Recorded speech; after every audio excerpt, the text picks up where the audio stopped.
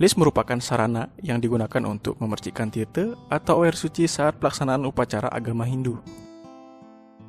Sarana upacara ini memiliki makna penyucian, guna menjauhkan kekuatan negatif yang dapat mengganggu manusia dan juga kekuatan dan kesucian lahir batin. Ada beberapa macam lis yang sering digunakan umat Hindu. Di antaranya lis Padma, lis senjata yang tergolong lis alit, dan lis amu-amuan atau lis gede. Selain digunakan sebagai perlengkapan pertandingan banten seperti Parayaschita atau Durmanggala, konon lis juga digunakan sebagai senjata sakti ketika pemangku dan ide pedanda mepuja. Dalam tingkatan upacara yang lebih besar, biasanya digunakan lis ageng atau lis gede. Sedangkan dalam upacara biasa atau kecil, digunakan lis alit atau lis Padma. Untuk mengetahui lebih jauh tentang lis, berikut penjelasan Juru Mangku Kendra. Ampura niki kita yang coba niki sedikit menjelaskan tentang keberadaan lis menurut tiang dumun. Nah nika tidak lain kita yang melihat sebagai unsur uperengga, uperengga yang dimaksud dengan uperengga nika ada yang mengatakan bahwa upa itu sebagai jalaran, ada yang menyatakan upa itu artinya singkatan ugar-ugar, pengerenga artinya tujuan. Artinya ugar-ugar untuk mencapai tujuan. Re yang dimaksud adalah reinkarnasi.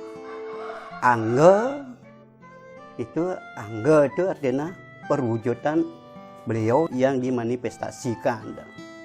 Jadi dalam hubungan dengan lis ada istilahnya lis dewa dan lis kebuta. Ya niki kalau lis dewa pun yang tiang tahu ada lis alit, lis gede. Itu atau nika istilahnya berada di Prasita alit dan di Parayaschita luweh. Nika nggih. Mungkin kalau lis alit nika ada 3 unsur yang mengandung 3 unsur nika sebagai senjatanya. Brahma sebagai senjata, artinya senjata gada, itu kekuatan api, sebagai senjatanya Wisnu, cakra, itu sebagai kekuatan air, ada bajra, bajra itu sebagai kekuatan angin. Nah kalau kita lihat dari unsur 3 itu api, angin, dan dadasnya unsur nika itu sebagai unsur lahir, hidup, dan mati nika nggih. Lahir, hidup, dan mati. Di samping nika kalau ada yang mengatakan bahwa itu adalah unsur agama nika nggih. Tapi mawin disebut unsur agama karena Brahma nika disebut dengan Agni. Dan itu Wisnu itu disebut dengan air, api, air, dan angin nika nggih. Tapi jadi Agni, air nika adalah Gangga, angin itulah adalah Maruta. Jadi kalau disingkat ketiganya itu menjadi Agni, Gangga, Maruta disingkat dengan agama. Nika nggih. Nika sebenarnya unsur agama kita itu yang kita menjadikan kekuatan Trimurti atau Tripurusa nika nggih.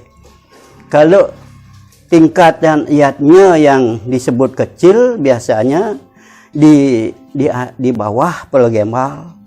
Umpama misalnya tumpang 5, tumpang 7, tumpang sia, tumpang 11, tumpang 12, tumpang 17. Nah nika sampun ngangen lis alit yang disebut dengan senjata 3. Kalau Pulau Gembal pun kadang-kadang memakai lis celik juga, karena napi itu tergantung yang pemuput. Kalau pemuputnya ada pedanda, nika biasanya sudah boleh memakai lis gede. Nika kalau pengantapnya nika pemangku biasanya tetap dia memakai lis cenik kenten. Niki lis gede nika tingkatnya di atas Pulau Gembal, mulai Pulau Gembal berbangkit nyatur dan lain sebagainya lebih tinggi nike sampun nganggen lis gede nike unsur senjata dewata nawa sanga upurganida sangyang dewata nawa sanga nike seperti yang sebutkan tadi nike dari 3 menjadi sia yakni dan makin tambahnya unsur senjata bajra itu melambangkan iswara, unsur senjata dupa melambangkan Batara Maheswara, unsur senjata gada melambangkan Batara Brahma, unsur senjata moksala melambangkan Ludra, unsur senjata naga pasa melambangkan senjata Mahadewa, unsur senjata Angkus nika melambangkan senjata Sangyang Sangkara, unsur lambang cakra nika merupakan senjata Batara Wisnu, unsur senjata Trisula melambangkan senjatanya Batara Sambu, unsur senjata Padma nika melambangkan Batara Siwa sendiri kan. Nika ada 9 unsur senjata yang terkandung dalam list gede yang dimaksud nika.